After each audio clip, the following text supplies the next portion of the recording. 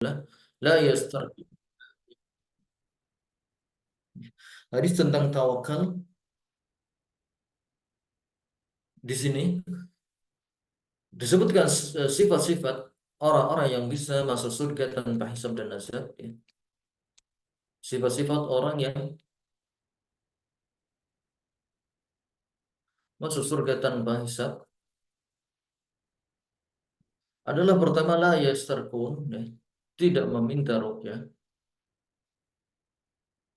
Kemudian yang kedua, tidak melakukan kai, ya, yaitu pengobatan dengan besi panas. Pengobatan dengan besi panas. Kemudian yang ketiga, la yatayarun, tidak bertatayyur. Kemudian yang keempat, bertawakal kepada Allah. Ya, jadi di antara faedah dari tawakal, faedah dari tahqiq tauhid, itu tawakal adalah dia akan masuk surga tanpa hisab dan azab. Dan sifat-sifat mereka, sifat-sifat hamba Allah yang masuk surga tanpa hisab dan azab, pertama mereka tidak meminta ruqyah, ya, ruqyah syar'iyyah, mereka tidak memintanya kepada manusia. Karena meminta ruqyah di situ ada bentuk tadallul, merendahkan diri kepada yang diminta. Dan seorang hamba hanya boleh merendahkan dirinya kepada Allah Azza wa Jalla. Kemudian yang kedua, tidak melakukan kai, yaitu pengobatan dengan besi panas. Dan ini ada di zaman dahulu, ya. Dan untuk zaman sekarang mungkin sudah tidak ada lagi, ya, dengan ditempelkan besi panas di area yang sakit, karena itu merupakan pengobatan yang menyiksa, ya, walaupun memang ada kesembuhan di situ, namun, ya, pengobatan tersebut menyiksa. Kemudian yang ketiga, tidak bertatoyur. Bertatoyur yaitu menganggap sial ketika melihat sesuatu tertentu. Misalnya ketika hendak keluar rumah, dia ternyata melihat, ya, ada burung hantu, ya, di atas pohon di depan rumahnya. Maka kemudian dia beranggapan bahwasanya, oh, ini burung membawa sial. Akhirnya dia tidak jadi keluar, tidak jadi pergi dari rumah. Atau mungkin ketika di jalan dia melihat ada kucing hitam misalnya yang melintas. Maka dia pun beranggapan bahwa, oh, nanti ini akan ada sial, dan seterusnya. Juga mungkin ada beberapa orang yang merasa sial dengan waktu-waktu tertentu, ya. Dengan penanggalan-penanggalan, dengan tanggal-tanggal tertentu, tanggal 13 misalnya. Mereka beranggapan bahwa itu merupakan angka sial atau hari sial atau bulan-bulan yang bisa ada kesialan di situ. Seperti bulan Suro yang diyakini banyak oleh masyarakat adalah bulan yang mengandung kesialan. Itu semuanya merupakan bentuk tatayyur yang dilarang syariat. Maka seorang muslim sejati hendaknya dia tidak melakukan hal-hal tersebut. Kemudian sifat yang paling menonjol bagi orang-orang yang masuk surga tanpa hisab dan azab adalah mereka yang bertawakal kepada Allah Azza wa Jalla. Jadi kuatnya seorang, bersandarnya seorang dengan kuat kepada Allah Azza wa Jalla merupakan kunci seorang hamba bisa masuk surga tanpa hisab dan azab. Sekarang kita lanjutkan ke hadis yang berikutnya. Ya, di sini hadis yang kedua, nomor 75 di sini, ya. Nabi Shallallahu Alaihi Wasallam mengajarkan doa kepada kita, doa untuk bertawakal kepada Allah Azza wa Jalla. Ya. Hendaknya kita memperhatikan doa ini, meresapinya, dan juga sering mengulang-ulangnya. Doa ini ada pada hadis Bukhari dan Muslim. Doa yang sahih. Anna Rasulullah sallallahu alaihi wasallam kana yaqul. Adalah Rasulullah sallallahu alaihi wasallam berdoa, Allahumma laka aslamtu wa bika amantu wa alayka tawakkaltu wa ilayka anabtu wa bika khasamtu. Allahumma a'udzu bi'izzatik la ilaha illa anta an tudillani antal hayyul ladzi la tamut wal jinnu wal insu yamutun. Allahumma, ya Allah, laka aslamtu, kepadamu lah saya berserah diri, wa bika amantu, dan kepadamu saya beriman, wa alaika tawakkaltu, dan kepadamu saya bertawakal, wa ilaika anabtu, dan kepadamu saya akan kembali, wa bika khasamtu, dan karenamu saya melawan musuh-musuh Allah. Allahumma a'udzu bi'izzatik, ya Allah saya berlindung dengan kemuliaan-Mu. La ilaha illa anta, yang tidak ada sesembahan yang hak melainkan Engkau. Antudillani, agar Engkau tidak menyesatkanku. Antal hayyul ladzi la tamut, Engkau adalah yang maha hidup yang tidak akan mati. Wal jinnu wal insu yamutun, sedangkan jin dan manusia pasti akan mati. Jadi ini doa supaya kita tidak tersesat, supaya kita tidak tersesat, ya, kita bertawakal kepada Allah Azza wa Jalla. Ini adalah doa yang bagus, ya, yang hendaknya setiap muslim menghafalnya dan sering mengulang-ulangnya. Itu doa supaya tidak tersesat, baik itu kesesatan yang kita sadari ataupun kesesatan yang tidak kita sadari. Maka kita bertawakal kepada Allah, kita meminta kepada Allah supaya kita tidak termasuk hamba-hamba yang tersesat. Baik, kemudian hadis yang ketiga, as-salis an Ibnu Abbas radhiyallahu anhuma aydan. Qala hasbunallahu wa ni'mal wakil, qalaha Ibrahim alaihi salam hina ulqiya fin nar. وقال محمد صلى الله عليه وسلم حين قالوا إن الناس قد جمعوا لكم فاخشوهم فزادهم إيمانا وقالوا حسبنا الله ونعم الوكيل. Hasbunallah wa ni'mal wakil. Ya, ini adalah doa atau zikir, ya, yang membuat kita semakin bertawakal kepada Allah Azza wa Jalla. Cukuplah Allah pelindung bagi kami, dan Allah adalah sebaik-baik pelindung. Cukuplah Allah sebagai penolong bagi kami, dan Allah adalah sebaik-baik pelindung. Doa yang diucapkan oleh Nabi Ibrahim alaihi salam ketika beliau dilemparkan ke dalam kobaran api, dalam sebuah kisah yang sangat masyhur, ketika Nabi Ibrahim menghancurkan patung-patung berhala kaumnya. Maka dia pun dipanggil oleh Raja Namrud, apakah engkau yang menghancurkan patung-patung ini ya Ibrahim? Maka Ibrahim mengatakan, qala bal fa'alahu kabiruhum hadza fas'aluhu in kanu yantiqun. Sungguh yang melakukan perbuatan ini, pengerusakan ini adalah patung yang besar ini. Dia ada kapak di tangannya. Maka tanyakan kepada dia, jika mereka bisa berkata-kata.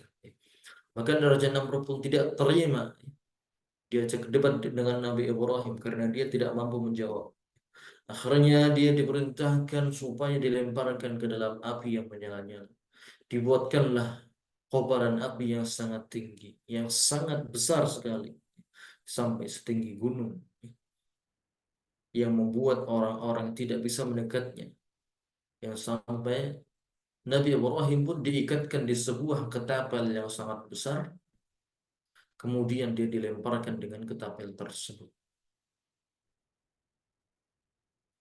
Maka ketika Nabi Ibrahim hendak di detik-detik terakhir sebelum beliau dilemparkan, beliau pun mengatakan hasbunallah wa ni'mal wakil. Cukuplah Allah sebagai penolong, dan Allah adalah sebaik-baik pelindung. Dia bertawakal kepada Allah Azza wa Jalla. Bahkan ketika itu diriwayatkan bahwasanya malaikat Jibril datang menampakkan diri di hadapan Nabi Ibrahim ketika beliau hendak dilemparkan. Malaikat mengatakan, apakah engkau membutuhkan bantuanku wahai Ibrahim? Maka Nabi Ibrahim mengatakan, amma anta fala. Adapun kepada engkau wahai para malaikat, aku tidak membutuhkan pertolongan kalian. Yang aku butuhkan adalah pertolongan dari Allah SWT. Oke, inilah kekuatan iman, kekuatan tawakal seorang nabi. Walaupun ada bantuan dari malaikat, namun dia tetap berharap, tetap bersandar kepada Allah Azza wa Jalla. Maka Allah katakan kepada api, "Qulna ya naru kuni bardan wa salaman ala Ibrahim." Kami katakan kepada api, "Kuni barda." Jadilah engkau api yang dingin, wa salaman, dan juga api yang menyelamatkan Ibrahim. Dan ini merupakan balasan Allah. Janji Allah kepada hamba-hambanya yang beriman. Janji Allah kepada nabinya. Janji Allah kepada rasulnya. Allah akan memenangkan agama ini. Dan juga sebagaimana yang kita tadi sebutkan dalam kisah perang Uhud, di akhir perang Uhud, hina qalu innan nas, ketika manusia berkata kepada kaum muslimin, innan nasa qad jama'u lakum, sesungguhnya kaum musyrikin telah berkumpul kembali. Mereka hendak kembali meluluh lantakan kota Madinah. Perang Uhud ronde 2. Fakhshawhum, maka takutlah kepada mereka, menyerahlah kepada orang-orang Mekah, orang-orang kafir Quraisy. Maka Nabi Shallallahu Alaihi Wasallam pun hanya mengatakan Hasbunallah wa ni'mal wakil. Nabi mengajarkan kepada para sahabat, katakanlah zikir ini, Hasbunallah wa ni'mal wakil. Fazadahum imana, maka kemudian iman mereka, iman para Nabi Shallallahu Alaihi Wasallam dan juga para sahabat semakin kuat, semakin tinggi. Maka akhirnya pun mereka siap untuk menantang duel kembali, walaupun mereka masih tertimpa trauma, masih tertimpa luka, masih tertimpa kerugian dan kelelahan, namun mereka tetap berjuang, dan akhirnya mereka pun berhasil mengusir kaum musyrikin tanpa terjadi kerugian sedikit pun.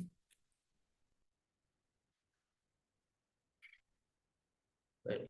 Kemudian hadis yang keempat, an Abi Hurairah radhiyallahu anhu an Nabi sallallahu alaihi wasallam qala, yadkhulul jannata aqwamun afidatuhum mislu afidati at-tayr. Ada beberapa orang yang masuk ke surga yang hati mereka seperti hati burung. Maksudnya adalah mereka bertawakal.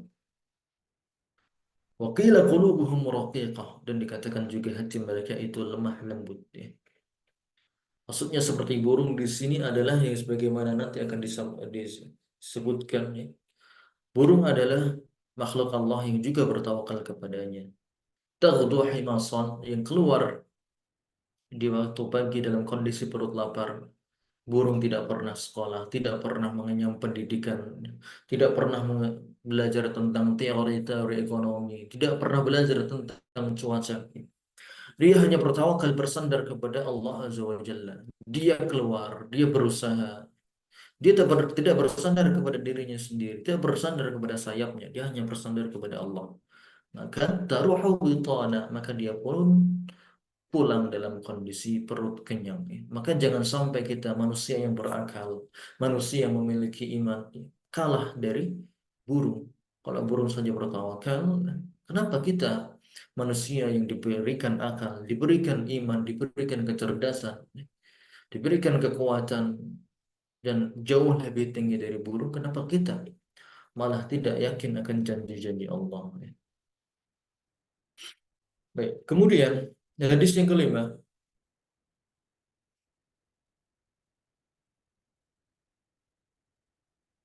Hadis kelima ini adalah hadis yang cukup panjang dengan beberapa riwayatnya. Kita lompati dulu karena kita hendak masuk ke hadis yang keenam, ya. Hadis yang keenam yang tadi kita maksud, ya. An Umar radhiyallahu anhu qala sami'tu Rasulullah sallallahu alaihi wasallam yaqul, law annakum tatawakkaluna 'ala Allah haqqa tawakkulih la razaqakum kama yarzuqu at-tayra taghdu himasa wa taruhu bitana. Seandainya kalian bertawakal kepada Allah dengan sebenar-benar tawakal, maka Dia akan memberi rezeki kepada kalian sebagaimana Allah memberikan rezeki kepada burung. Pagi hari burung berangkat dalam perut kosong, dan sore hari kembali dalam perut yang sudah kenyang. Jadi di sini tawakal adalah bersandar hati, ya, menyandarkan bersandar kepada Allah Azza wa Jalla. Dan syaratnya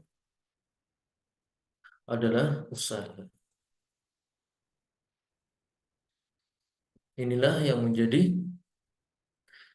dalil bahwasannya tawakal tidak boleh menafikan usaha. Tawakal tidak boleh menafikan usaha. Di sini burung yang ketika dia ingin mendapatkan rezeki, ya, ingin mendapatkan makanan, dia harus keluar dari sarangnya. Tidak disebutkan di situ ada burung yang hanya diam saja di sarang, ya, kemudian hanya cuap-cuap saja, berharap ada rezeki yang datang kepadanya. Dia tidak demikian. Burung yang makhluk yang tidak memiliki akal. Dia tahu kewajibannya. Kewajibannya adalah berusaha. Maka kita sebagai seorang muslim, ya, jangan sampai kita kalah dari burung. Jangan sampai kita hanya berpangku tangan. Kita kritik sana, kritik sini, kritik atasan, kritik pemerintah, kritik tetangga dan segala macamnya. Namun tidak mau melangkah, tidak mau berusaha. Kita usaha dulu. Kemudian kita pun bertawakal kepada Allah Azza wa Jalla. Kita serahkan segalanya kepada Allah.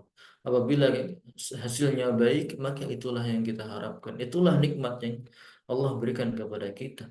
Namun apabila ternyata hasilnya buruk, maka sesungguhnya di balik buruknya hasil tersebut, ya, ada hikmah Allah yang begitu besar bagi kita. Yang mungkin saja apabila Allah berikan kepada kita rezeki yang begitu banyak, kita tidak mampu untuk mengontrolnya. Ya, terkadang memang banyak, ya, manusia yang tidak bisa mengontrol kekayaannya. Ketika dia miskin, dia orangnya baik, ya, rajin ke masjid, ya, rajin membaca Al-Quran. Namun ketika dia menjadi orang yang kaya, dia pun, ya, lupa kepada Allah Azza wa Jalla. Dia tidak pernah lagi datang ke kajian ilmu, majelis ilmu. Dia tidak pernah lagi tadabbur Al-Quran. Dia sibuk hanya dengan urusan duniawinya saja dan melupakan Allah Azza wa Jalla. Maka itulah mungkin nih hikmah kenapa Allah kadang tidak memberikan kita segala yang kita inginkan. Kita berdoa macam-macam, namun yang dikabulkan hanya ini saja. Kita seuzon kepada Allah, ya Allah, kenapa yang dikabulkan cuma ini saja? Mungkin itulah yang terbaik bagi kita. Dan pasti itulah yang terbaik bagi kita. Karena pilihan Allah adalah pilihan yang terbaik bagi kita. Allah lebih tahu akan hamba-hambanya daripada hamba itu sendiri.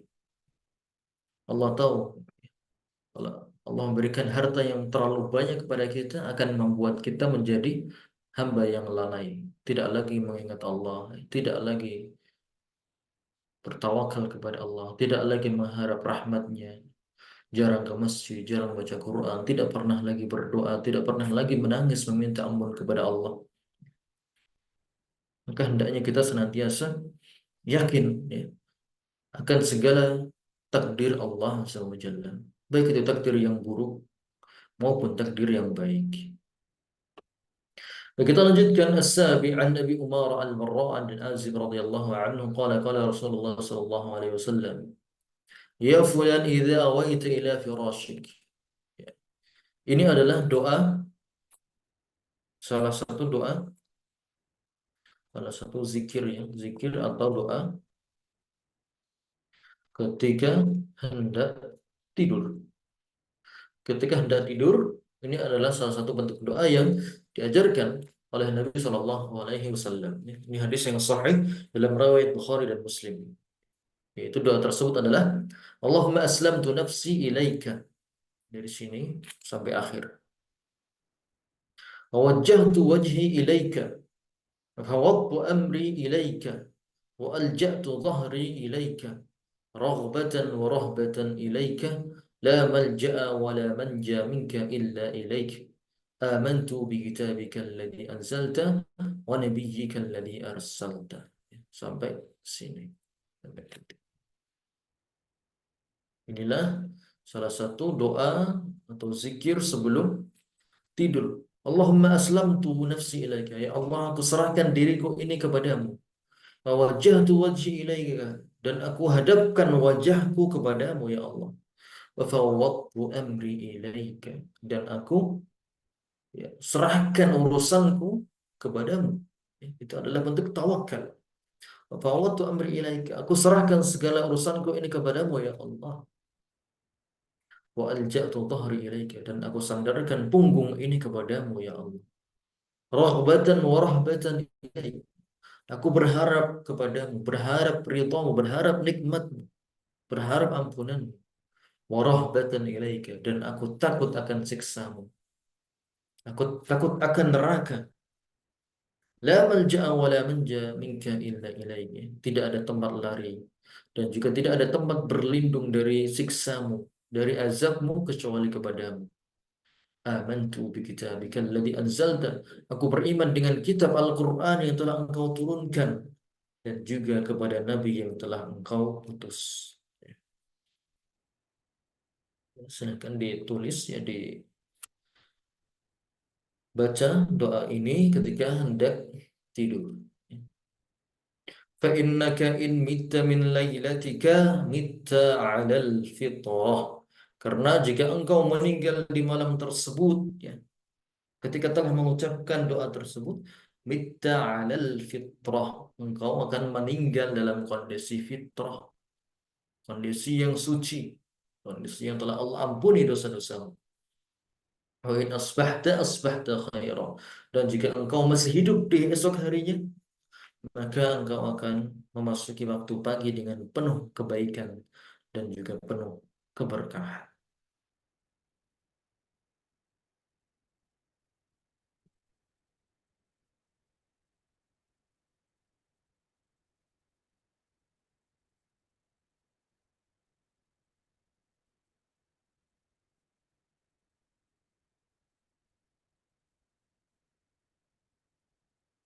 Oke, baik, waktu sudah sampai pukul 9. Kajian kita cukupkan sampai sini. Apabila ada pertanyaan silakan sebelum kita akhiri.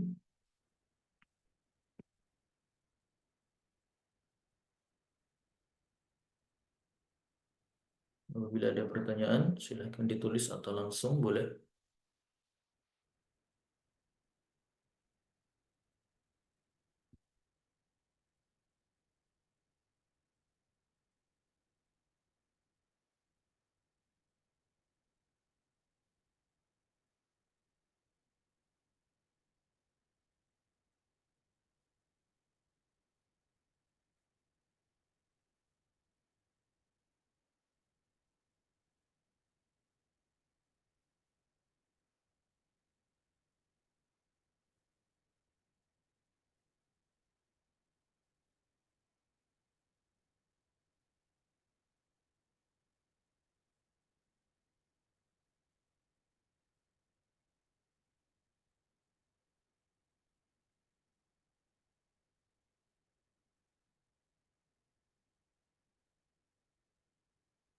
Soal pertama, Pak Ustadz, kalau kajian sampai berapa ini? Kalau ujiannya sampai satu bab berikutnya, masih ada satu bab lagi. Ya. Jadi masih ada satu bab. Insya Allah ujiannya di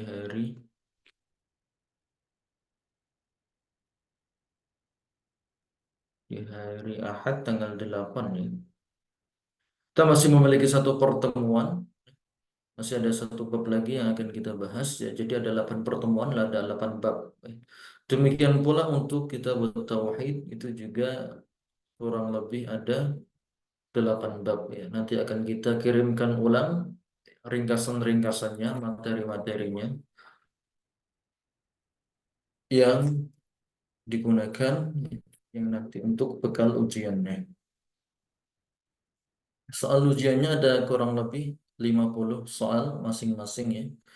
Untuk tauhid 50 soal pilihan ganda dan juga untuk hadis kurang lebih juga sama, bisa lebih kurang sepertinya. Sekitar itu, sekitar 50 soal. Semuanya pilihan ganda. Ya.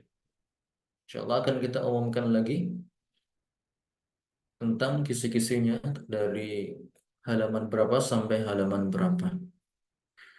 Oke, baik. Ya. Jadi masih ada satu pertemuan lagi. Itu masih ada satu bab lagi. Oke, baik. Apabila tidak ada yang ditanyakan atau mungkin ada, silakan nanti ke grup ya langsung. Kita akhiri dengan doa kafaratul majlis. Subhanakallahumma wa bihamdika asyhadu an la ilaha illa anta astaghfiruka wa atubu ilaik. Assalamualaikum warahmatullahi wabarakatuh. Jazakallahu khair Pak Ustadz. Iya, Waalaikumsalam warahmatullahi wabarakatuh. barakallahu fikum.